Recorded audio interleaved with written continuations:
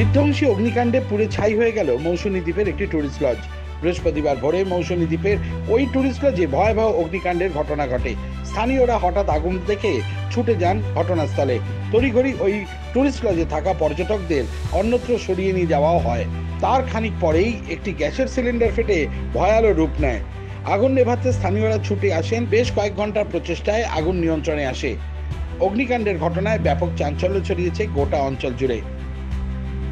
এই অগ্নিকাণ্ডের ঘটনায় আনুমানিক কয়েক লক্ষ টাকার ক্ষয়ক্ষতি হয়েছে বলে জানা গিয়েছে।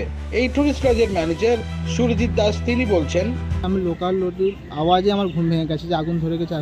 এবার আগুনটা কোথা থেকে ধরে সেটা বুঝতে পারিনি, কারণ এটাতে 4টে রুমের আমাদের ছিল, যেটা হচ্ছে অফিস রুম, সাইডে ছিল কিচেন, ডাইনিং এবং স্টোর রুম, এবং সেখানে বিপুল সংখ্যক আমাদের জিনিস, মানে আমাদের রিসোর্টের যাবতীয় জিনিসপত্র সবটাই ছিল এবং পুরোটাই পুরো ছাই হয়ে গেছে।